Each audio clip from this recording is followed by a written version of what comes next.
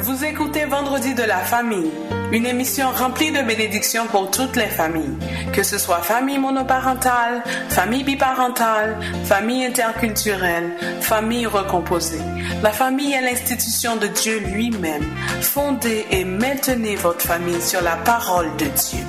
Vendredi de la famille avec Dr. Roselyne Jolteus-Poinville. Soyez bénis, peuple de Dieu. Soyez bénis, peuple de Dieu. Cette émission est aussi rediffusée sur YouTube, Facebook. Pour commentaires, requêtes de prière et dons, contactez-nous à vendredi de la famille à commercial@mail.com.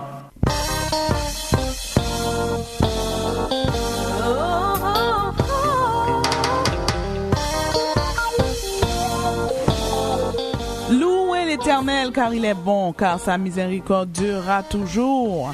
À l'Éternel soit tout honneur et toute gloire. Bon matin, chers auditeurs et auditrices. Bon matin, on est vendredi. C'est votre émission préférée, Rencontre matinale, et votre rubrique Vendredi de la famille. Bon matin, chers auditeurs et auditrices de Rencontre matinale.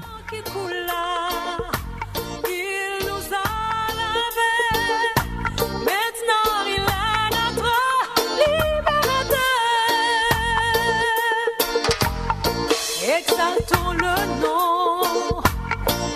nom de Jésus, ce nom mélodieux qu'adorent les élus. Lui, dans son grand amour, nous tend toujours la main, ce qui nous rend enfin plus que vainqueurs. À lui soit la gloire.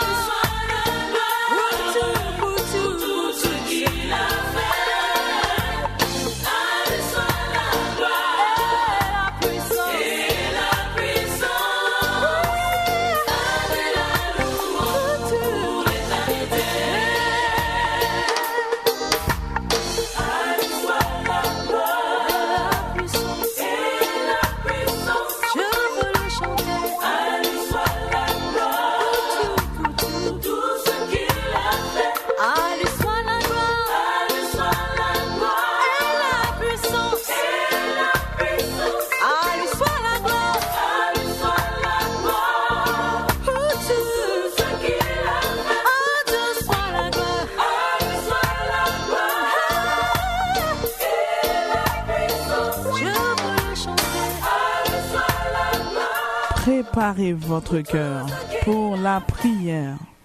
Il est bon de louer l'Éternel.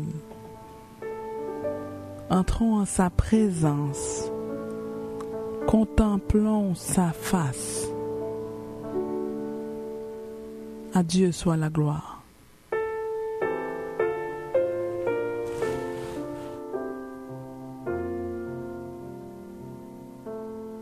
Non pas à nous, Père éternel, non pas à nous, mais à ton nom donne gloire à cause de ta bonté, à cause de ta fidélité.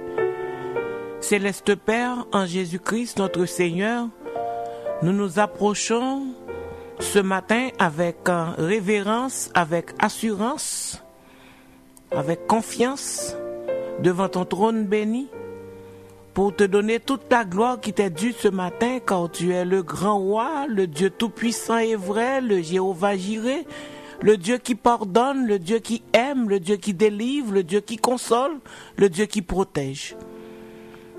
Tu es la lumière, tu es le chemin, la vérité et la vie. Tu es le bon papa, le Dieu fidèle et juste, le juste juge, le législateur, le Dieu qui nous défend, le Dieu qui nous entend. Voilà pourquoi, Seigneur Dieu, nous nous approchons devant toi ce matin, sachant que ta présence dans notre vie fera toute la différence. Ta présence dans notre vie nous apportera la paix, la joie, la force, le bonheur, et nous donnera la vigueur, toute l'énergie nécessaire pour passer au travers des difficultés de la vie que nous aurons à rencontrer. Nous sommes venus confiants devant toi parce que nous savons que tu nous entends, tu nous écoutes, tu nous entends, tu nous comprends. Et certainement tu ne refuses aucun bien à ceux qui te craignent. Voilà pourquoi, Seigneur Dieu, nous prenons plaisir à communiquer avec toi, parce que nous sommes à la recherche de cette paix que seul toi peux donner. Nous voulons aussi te dire merci pour ce privilège que nous avons, cette grâce que nous avons eue de toi, de passer cette nuit en bien et de nous réveiller à l'aube de cette journée pour célébrer ton nom, pour magnifier ton nom, ta présence dans notre vie et pour te parler. Nous voulons te dire merci, Seigneur Dieu, pour cette nuit et merci aussi, Seigneur Dieu, pour toute l'équipe de rencontres matinales à qui tu fais grâce chaque matin. Tu nous accordes, Seigneur Dieu, un ministère béni, celui d'évangéliser, celui de proclamer haut et fort que tu es le seul vrai Dieu, le Dieu qui est capable, le Dieu qui délivre, le Dieu qui aime, le Dieu qui console, le Dieu qui guérit, le Dieu qui pardonne, le Dieu qui rend heureux. Nous te demandons, Éternel, d'être toujours avec nous pour que nous puissions être très forts et très disposés à œuvrer, Seigneur Dieu, pour toi et pour toi seul. Que toute la gloire te revienne. Nous voulons te prier d'une façon spéciale, Seigneur Dieu, pour nos chers auditeurs et auditrices qui sont là à chaque matin et qui veulent, Seigneur Dieu, que tu leur parles. Prends le contrôle de leur vie et permette, Seigneur Dieu, qu'ils puissent passer une journée agréable et qu'ils soient forts et victorieux devant les difficultés qu'ils auront à rencontrer au cours de cette journée. Sois avec chacun de nous et nous voulons te prier d'une façon spéciale, Seigneur, pour la communauté évangélique qui a perdu un être cher.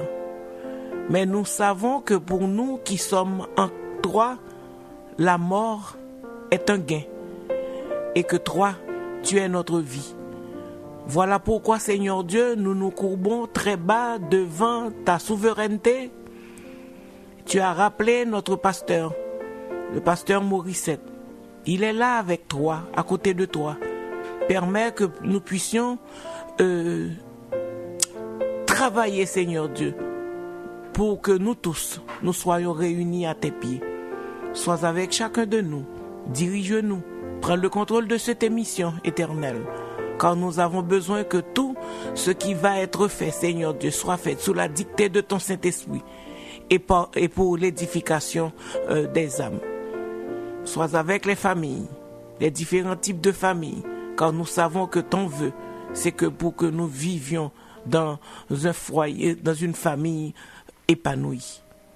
Reste avec chacun de nous. C'est la prière que nous t'adressons, non pas en fonction de nos mérites, mais c'est dans le nom de ton Fils Jésus qui vit et qui règne au siècle des siècles. Amen.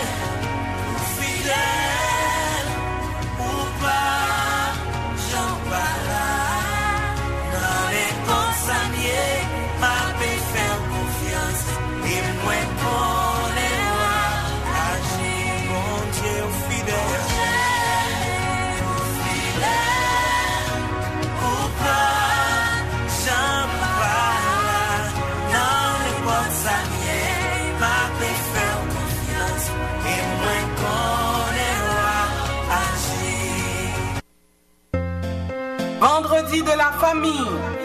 Vous écoutez Vendredi de la famille, une émission remplie de bénédictions pour toutes les familles, que ce soit famille monoparentale, famille biparentale, famille interculturelle, famille recomposée. La famille est l'institution de Dieu lui-même. Fondez et maintenez votre famille sur la parole de Dieu. Vendredi de la famille, tous les vendredis de 5h à 6h sur CPAM 1410 AM. Soyez bénis, peuple de Dieu. Soyez bénis, peuple de Dieu. Vendredi de la famille. Bon bagaille. Psaume 115. Non pas à nous, Éternel, non pas à nous, mais à ton nom donne gloire, à cause de ta bonté, à cause de ta fidélité. Pourquoi les nations diraient-elles, où donc est leur Dieu? Notre Dieu est au ciel, il fait tout ce qu'il veut. Leurs idoles sont de l'argent et de l'or. Elles sont l'ouvrage de la main des hommes. Elles ont une bouche et ne parlent point. Elles ont des yeux et ne voient point. Elles ont des oreilles et n'entendent point. Elles ont un nez et ne sentent point. Elles ont des mains et ne touchent point. Des pieds et ne marchent point. Elles ne produisent aucun son dans leur gosier. Il leur ressemble ceux qui les fabriquent, tous ceux qui se confient en elles. Israël, confie-toi en l'Éternel, il est leur secours et leur bouclier. Maison d'Aaron, confie-toi en l'Éternel, il est leur secours et leur bouclier. Vous qui craignez l'Éternel, confiez-vous en l'Éternel, il est leur secours et leur bouclier.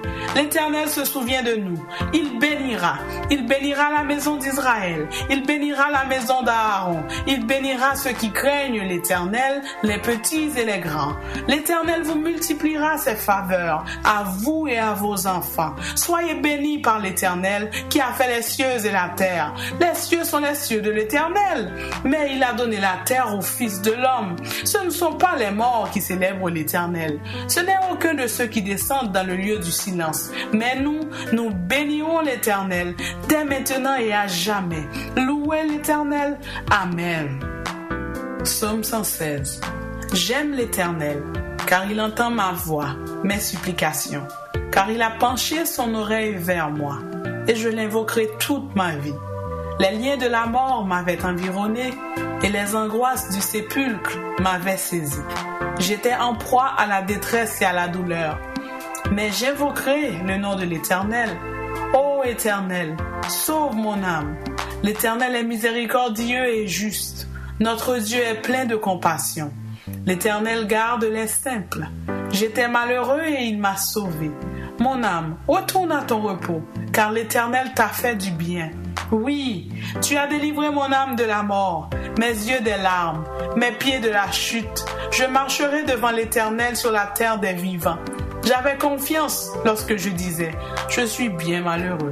Je disais dans mon angoisse, tout homme est trompeur. Comment rendrai-je à l'Éternel tous ses bienfaits envers moi? J'élèverai la coupe des délivrances et j'invoquerai le nom de l'Éternel. J'accomplirai mes vœux envers l'Éternel, en présence de tout son peuple. Elle a du prix aux yeux de l'Éternel, la mort de ceux qui l'aiment. Écoute-moi, ô Éternel, car je suis ton serviteur, fils de ta servante. Tu as détaché mes liens. Je t'offrirai un sacrifice d'action de grâce, et j'invoquerai le nom de l'Éternel. J'accomplirai mes vœux envers l'Éternel, en présence de tout son peuple, dans les parvis de la maison de l'Éternel, au milieu de toi, Jérusalem, louez l'Éternel. Amen.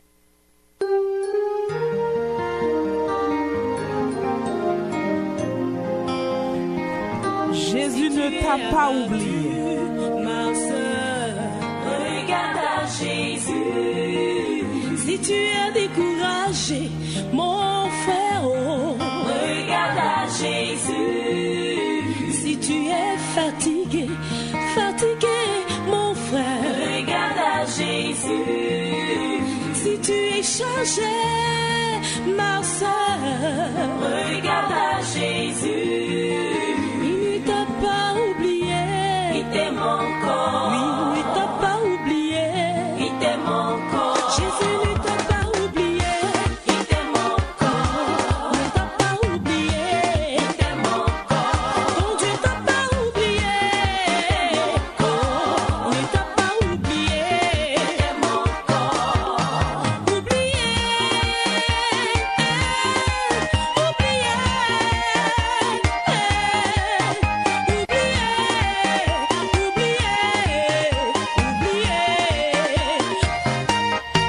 ma nation, oh oui, regarde à Jésus. J'ai Côte d'Ivoire, pays de grâce. Regarde à Jésus. Il entend tes cris, il t'aime encore. Il entend tes pleurs. Sèche tes larmes, il t'aime encore. Sèche tes larmes, il t'aime encore. T'aime encore, il ne t'a pas oublié, t'aime encore. Il est écrit à Ésaïe 49, verset 15 à 16. Une femme peut-elle oublier le fruit de ses entrailles? Mais si elle oubliait, moi l'Éternel, je ne t'oublierai jamais, jamais. Oh, oublié,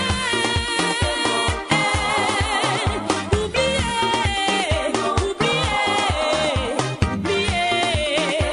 Oh, ton Dieu t'a pas oublié. Oh, il t'aime encore. Tu es gravé dans ses mains. Ne t'a pas oublié. Tes mains sont dressées devant lui. Ne t'a pas oublié. Tu suceras le lait des nations. Ne t'a pas oublié. Tu mangeras la table des rois. Ne t'a pas oublié. Quand il voit ton Dieu t'aime encore. Il t'aime encore. Sèche tes larmes. Il t'aime encore. Oui, il est fidèle. Pour toi, il t'aime encore. Il est fidèle. Il t'aime encore. Oui, ton Dieu est fidèle. Il agira. Il t'aime encore. Oui, Jésus t'a pas oublié. Il t'aime encore. Jésus ne t'a pas oublié, il t'aime encore. Pasteur d'Alexis, il t'aime encore. Sœur Jessie, il t'aime encore. Frère Saint-Phénix, Jésus ne t'a pas oublié, il t'aime encore. Madame Nancy Lalanne, il t'aime encore. Jésus ne t'a pas oublié. Madame Marlène Elsius, Monsieur Jean-Claudie Saint-Cyr, Jésus ne nous a pas oublié, il nous aime encore. Ceux qui souffrent ce matin, le message est pour vous. Le Seigneur ne vous a pas oublié. Il vous aime. Soyez bénis. Il t'aime encore. C'est un chant puissant, ça.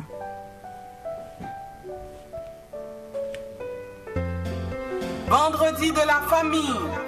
Vous écoutez Vendredi de la famille, une émission remplie de bénédictions pour toutes les familles. Que ce soit famille monoparentale, famille biparentale, famille interculturelle, famille recomposée. La famille est l'institution de Dieu lui-même. Fondez et maintenez votre famille sur la parole de Dieu. Vendredi de la famille, avec Dr. Roselyne Jolteus-Poinville. Soyez bénis, peuple de Dieu. Soyez bénis, peuple de Dieu. Vendredi de la famille. Oh my God! Aimables auditeurs et auditrices de l'émission Vendredi de la famille, je vous salue encore une fois dans le précieux nom de notre Seigneur et Sauveur Jésus-Christ. Aujourd'hui, comme thème de réflexion, nous avons choisi pour vous la communication dans le couple. La communication dans le couple, ça fait partie d'une série de réflexions que nous aurons à débattre sous un grand thème, la communication dans la famille. Nous avons dit que la communication est la base de toute relation. Savoir communiquer pour mieux s'accorder est la base de la réussite d'un couple. Sans une bonne communication, il est impossible de vivre dans l'harmonie et dans un accord constant. Dans toute relation, il doit y avoir la communication. Et s'il n'y a pas une bonne communication, il est réellement impossible de mener une vie harmonieuse. En fait, la communication ne se réduit pas à l'échange de paroles. C'est un processus, verbal ou non, par lequel on partage une information avec quelqu'un de manière telle que celui-ci comprenne ce que vous lui dites. Et de ce fait, on peut comprendre tout de suite que écouter et comprendre font partie prenante de ce processus de communication. Pendant communiquer avec un monde, faut entendre et faut comprendre pour communication parfaite et enrichissante. Donc, c'est un ensemble de phénomènes qui interviennent lorsqu'un individu transmet une information. Je dis que c'est un ensemble de phénomènes qui interviennent lorsqu'un individu transmet une information à un ou à plusieurs autres individus. Et ceci à l'aide du langage articulé ou d'autres codes, tels que le ton de la voix, gestes, regards, la respiration et tout.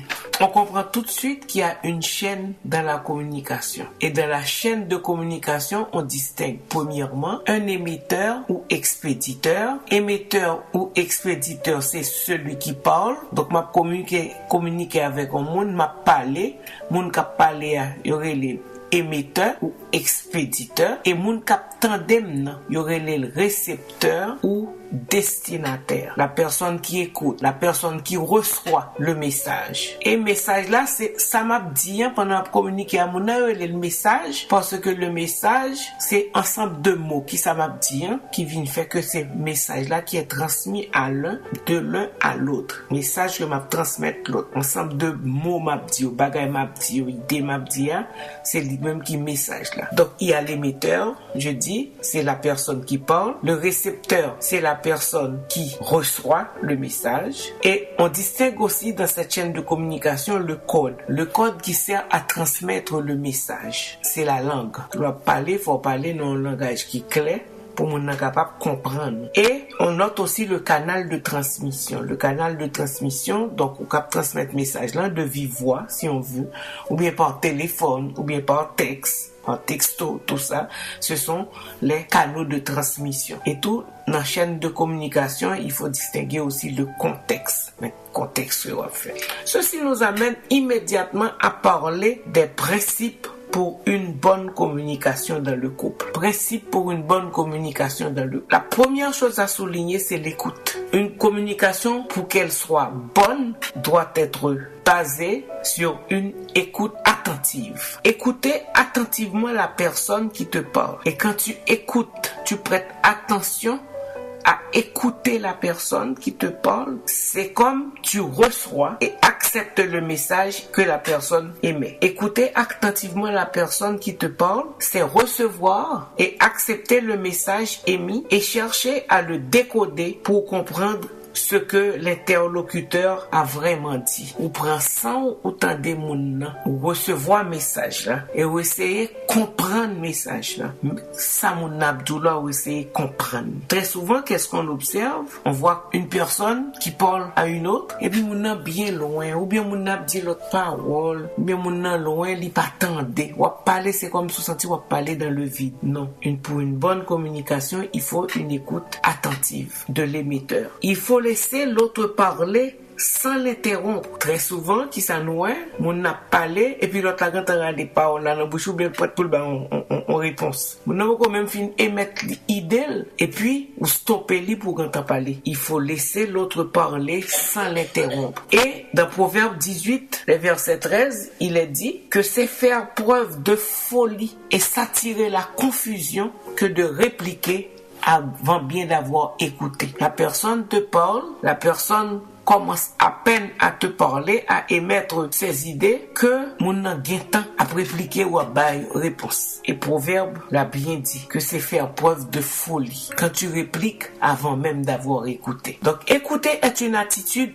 active qui fait appel aux yeux, qui fait appel à mes oreilles. Écouter est une attitude active qui fait appel à mes yeux, qui fait appel à mes oreilles et qui fait comprendre aussi à mon interlocuteur que j'accorde de l'importance à sa personne et à ses paroles. Quand j'écoute attentivement la personne qui me parle, je la regarde, je l'écoute. La personne qui me parle voit que j'accorde de l'importance à elle et à ceux qu'elle me dit. Et l'épître de Jacques 1er, verset 19, on lit « Sois prompt à écouter ». Le mot « écoute » est répété plusieurs fois dans la Bible. Et dans le premier verset, le 19e verset du premier chapitre de Jacques, il est écrit, il est recommandé d'être prompt à écouter, lent à parler et lent à se mettre en colère. Prends sans autant de moun, pas courir parler et pas courir mettre en colère tout ou n'importe petit point de bagarre. Prends sans vous comprendre ça moun dire. C'est important dans un couple pour une bonne communication de prendre le temps d'écouter la personne, de ne pas interrompre la personne quand elle parle. Quittez moun fin dit ça la petite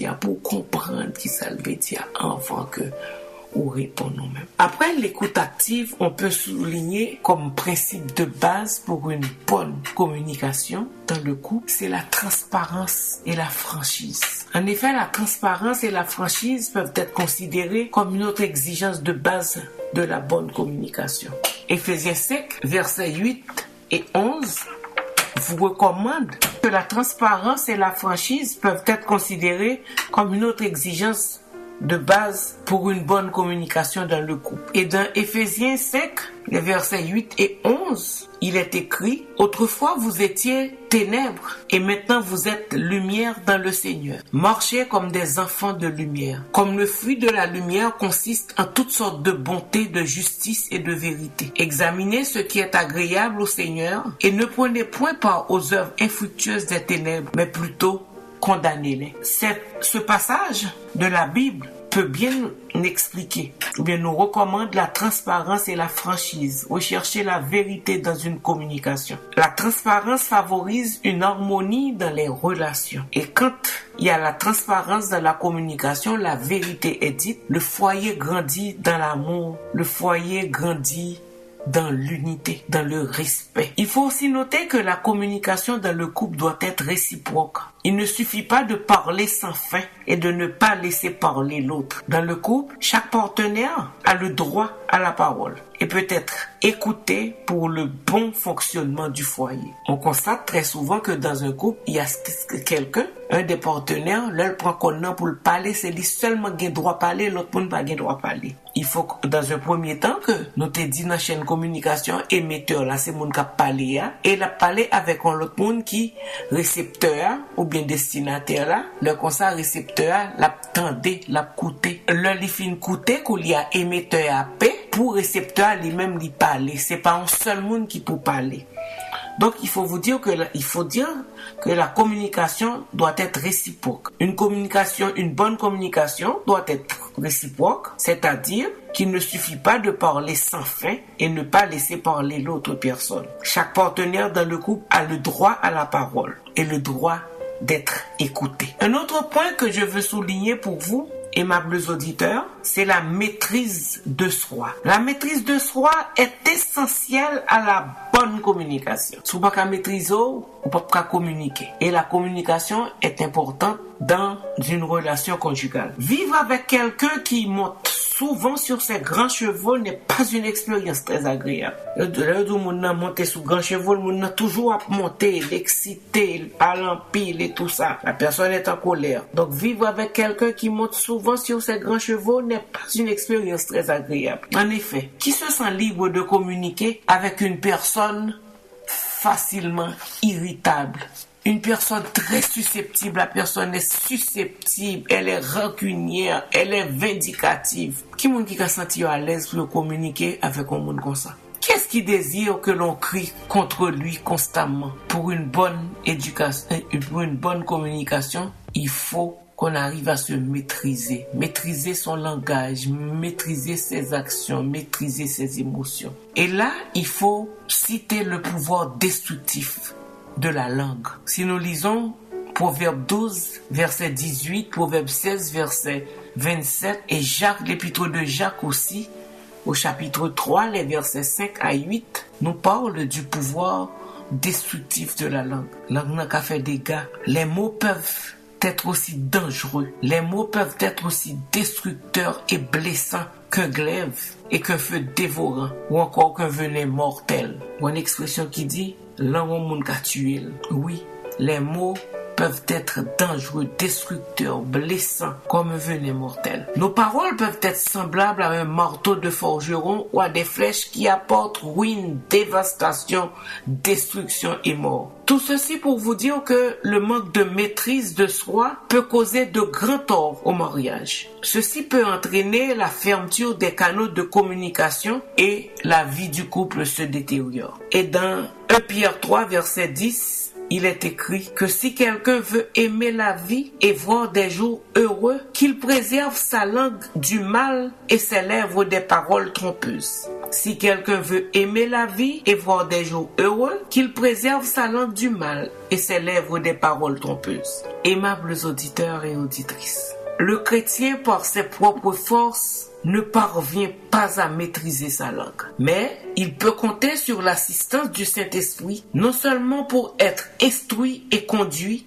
mais aussi pour être aidé et fortifié. Maîtriser sa langue n'est pas quelque chose de facile. Mais le chrétien peut compter sur l'assistance du Saint-Esprit pour l'aider à maîtriser sa langue. Parce que la maîtrise de soi, le pouvoir destructif de la langue peut causer de graves problèmes dans un couple. Il faut donc maîtriser sa langue. Un autre point à souligner pour une bonne communication dans le couple, c'est l'adoption d'une bonne stratégie qui ne donne pas accès au diable. Bannissez chez vous l'esprit amer, l'esprit avilissant, sans retenue, exigeant, critique et accusateur. Constamment vous accusez, vous jugez. Tout ça, vous n'en fait pas bon. Tout journée on va pas accuser mon, toute journée on va dire mot pour détruire, ou pas encourager, ou sans retenue avec mot dit. Bannissez l'esprit amer. C'est important. Cédez plutôt la place à un esprit aimable, à un esprit bon, encourageant, encouragez constamment votre partenaire. Soyez patient et bien disposé. En Éphésiens 4, le verset 2, Paul nous exhorte ainsi qu'on voit dans votre vie de tous les jours que vous êtes humble, doux et patient, en particulier dans vos rapports mutuels. Portez et supportez-vous réciproquement avec beaucoup d'affection. Bannissez l'esprit amer. Cédez plutôt la place à un esprit aimable, encourageant et bien disposé. Arrêtez de juger la personne et utilisez de préférence le je au lieu du tu qui est accusateur. C'est constamment c'est juger ou juger mon devant le tribunal ou juger. Tu n'avais pas le droit de faire telle chose, tu n'as pas fait telle chose, tu as fait ceci, tu as fait cela. Exprimez-vous surtout par le jeu qui est plus doux. Une bonne communication est synonyme de bonne relation. Une communication enrichissante produit des résultats merveilleux dans le foyer conjugal, comme l'écoute, l'harmonie, la résolution des problèmes et la réussite. Quand il y a une bonne communication, problème yo résoudre facile. Vingé entente, bien harmonie, bien réussite.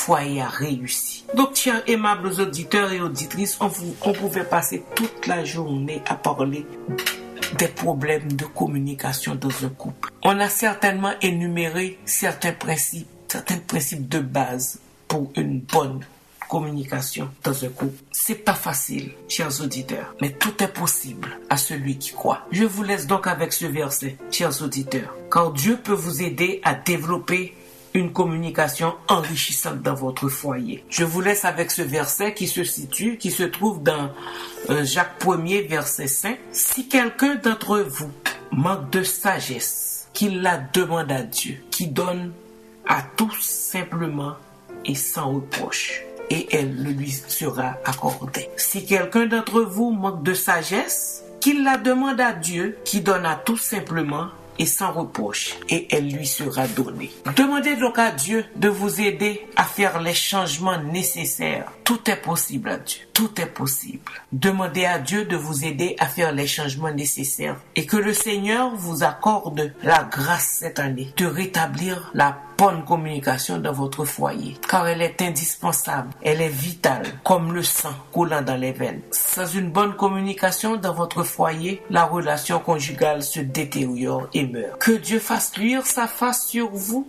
et qu'il vous accorde sa grâce et sa paix dès maintenant et à jamais. Soyez bénis, chers auditeurs et auditrices de l'émission Vendredi de la famille, et à la semaine prochaine pour une autre réflexion sur la communication dans la famille.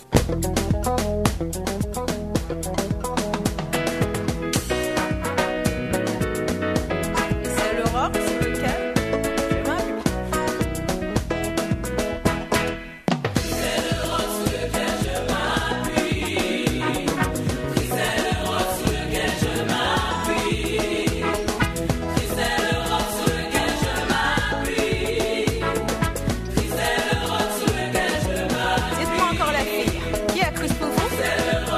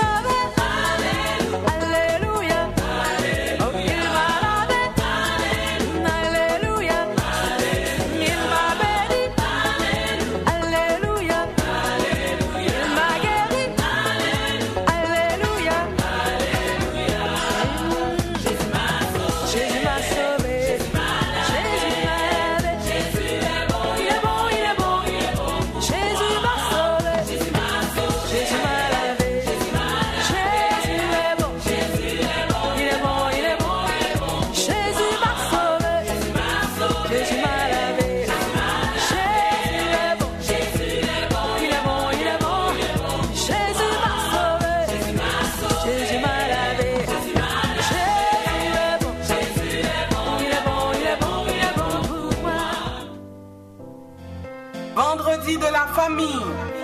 Vous écoutez Vendredi de la famille, une émission remplie de bénédictions pour toutes les familles, que ce soit famille monoparentale, famille biparentale, famille interculturelle, famille recomposée. La famille est l'institution de Dieu lui-même. Fondez et maintenez votre famille sur la parole de Dieu. Vendredi de la famille, tous les vendredis de 5h à 6h sur CPAM 1410 AM. Soyez bénis, peuple de Dieu. Soyez bénis, peuple de Dieu. Vendredi de la famille. Bon bagaille. Bon matin, chers auditeurs et auditrices. Pour ceux qui ne me connaissent pas, mon nom est Rachel Poinville. Je suis conseillère en sécurité financière. J'ai une maîtrise en administration des affaires. C'est encore une fois un plaisir pour moi d'être avec vous ce matin.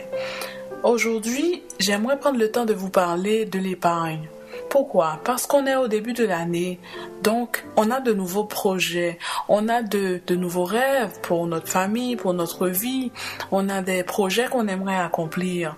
Par conséquent, je dis toujours, puis bonnet c'est grand matin, donc pour réaliser certains projets, il faut se prendre un petit peu tôt. Et n'importe quel projet qu'on veut réaliser, ça demande un minimum de capital. Peu importe le motif qui vous pousse, qui vous porte à épargner, je vous invite à le faire. Pourquoi? Parce que je le dis toujours en créole, l'orgueil réserve, l'orgueil épargne au café fréquent, parce que l'orgueil l'argent, c'est laid, c'est humiliant, tu peux pas réaliser tes projets, tu es dans le manque, tu es dans le besoin. Et aussi, l'orgueil épargne, ça évite d'aller faire des dettes. Par exemple, ça évite des emprunts. Par exemple, n'importe quelle situation peuvent vous parvenir, vous pourrez y faire face. Pourquoi? Parce que vous avez un peu de cash de côté.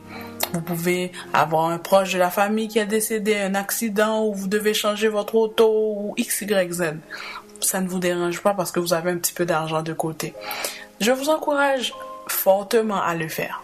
Mais aussi pour garder la discipline, je vous encourage pas à le faire tout seul. Parce qu'il n'y a aucun projet qui réussit tout seul. C'est toujours un travail d'équipe.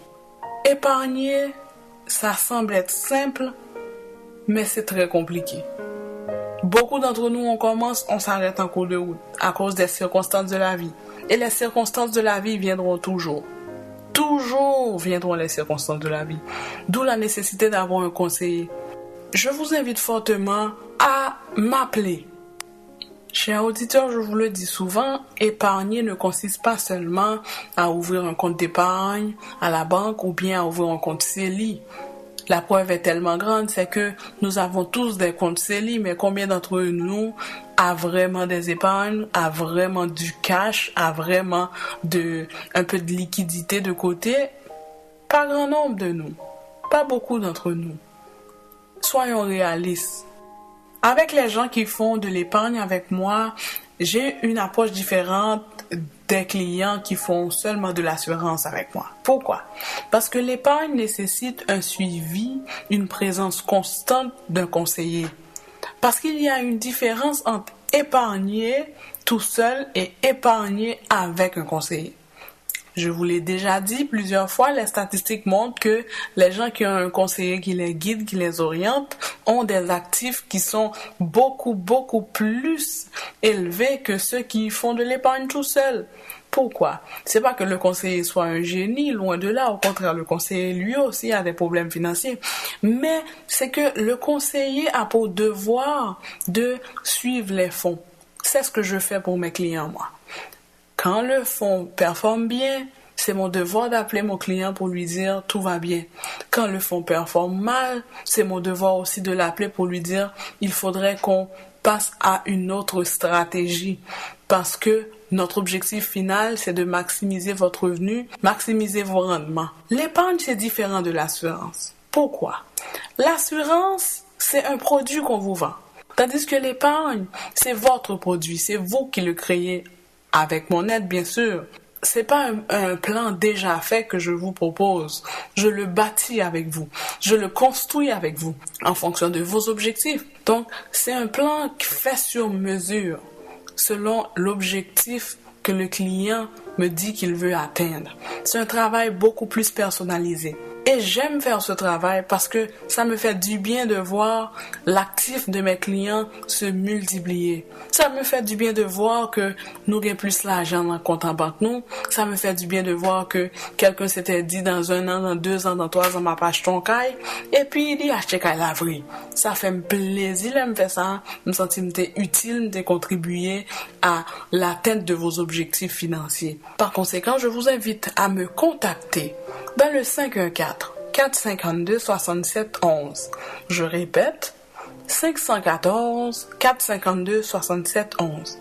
Mon nom est Rachel Poinville. Je suis conseillère en sécurité financière. Ce sera un plaisir pour moi de vous aider à atteindre vos objectifs financiers en vous aidant à épargner. Appelez-moi. Merci, que Dieu vous bénisse. Pibonnet, c'est grand matin. Vous êtes jeune, vous avez de jeunes enfants, garantissez leur assurabilité dès leur jeune âge. Les primes d'assurance augmentent avec l'âge. Ça veut dire, plus vous avez l'âge, plus li coûte cher. Ou gen kay, ou gen un prêt hypothécaire, protégez votre famille. Pas quitter un problème, faut perdre kay là. Pour assurance vie, hypothèque, maladie grave, invalidité, appelez Rachel Poinville au 514-452-6711. 514-452-6711. Mesdames et messieurs, saviez-vous que 25% des personnes vivant avec le VIH au Canada ne le savent pas? Saviez-vous que l'infection au VIH peut prendre jusqu'à 10 ans avant de se manifester? Alors jouez gagnant. Ne laissez pas le VIH marquer de but. Passez un test de dépistage, ayez un seul partenaire sexuel ou bien utilisez le condom. Pour vous aider, appelez Gabi au 514-722-5655. 514-722-5655.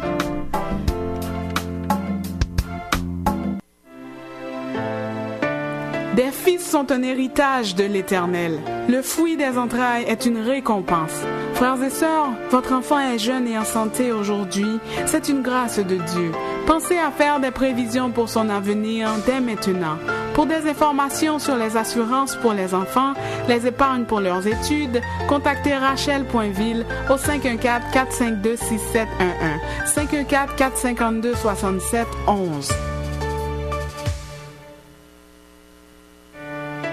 Pibonnet, c'est grand matin. Vous êtes jeune, vous avez de jeunes enfants, garantissez leur assurabilité dès leur jeune âge. Les primes d'assurance augmentent avec l'âge. Ça veut dire, plus vous avez l'âge, plus li coûte cher. Ou gen kay, ou gen un prêt hypothécaire, protégez votre famille. Pas quitter un problème, faut perdre kay là.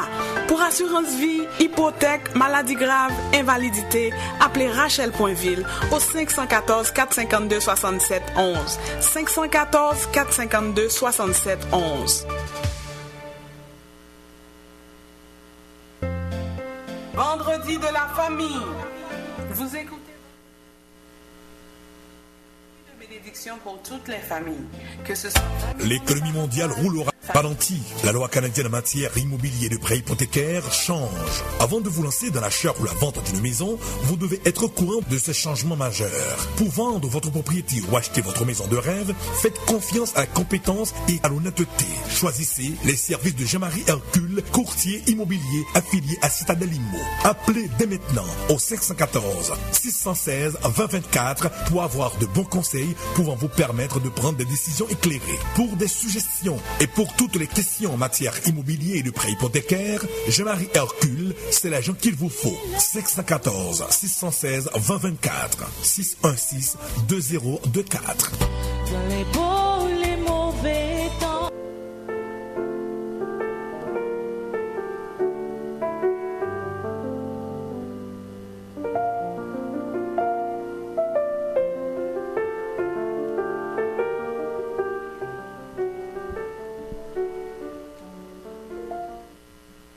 Aimables auditeurs et auditrices de l'émission Rencontre matinale avec notre rubrique Vendredi de la famille, nous sommes arrivés à la fin de notre émission et nous voulons prendre le temps de vous remercier pour votre écoute.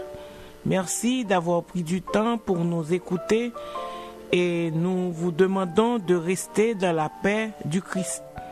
Nous attendons vos commentaires Et vous pouvez nous appeler dans le 514-944-4773. 514-944-4773. Et pour vos conseils en matière de finances, appelez Rachel Poinville dans le 514-452-6711. D'ici là, que le Seigneur vous accorde sa grâce, sa joie, sa paix. Nous avons une pensée spéciale pour les membres de l'Église de Dieu Outremont. Soyez réconfortés, car le Seigneur, lui, seul, peut nous consoler. Restez avec Christ, car il est le Dieu qui supporte, qui protège, qui accompagne ses enfants. Merci Rachel pour votre participation. Merci Dr Jolteus. Bonne fin de semaine à tous les auditeurs et auditrices qui nous écoutent. Comme d'habitude, je le dis, essayez d'aller à l'église en fin de semaine. Ça fait toujours du bien. Hein? Même s'il fait froid. Même s'il fait froid, au moins d'entrer dans la présence du Seigneur, au moins de passer juste se consacrer quelques heures pour sa gloire. Parce que n'oubliez pas que tout vient de Dieu. La santé, le souffle, la respiration, l'être, tout vient de Dieu. Consacrez-lui au moins 1 heure cette fin de semaine. Nous vous laissons avec l'équipe de Réveil Matin. Que le Seigneur vous bénisse. Nous vous aimons beaucoup. À vendredi prochain. Jésus ne vous a pas oublié. Il vous aime encore. Jésus ne vous a pas oublié. Il vous aime encore. Wow. Amen.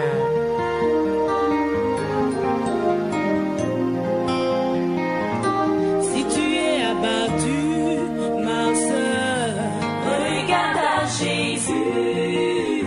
Si tu es découragé, mon frère, oh, regarde à Jésus. Si tu es fatigué, mon frère, regarde à Jésus. Si tu es chargé, ma sœur, regarde à Jésus.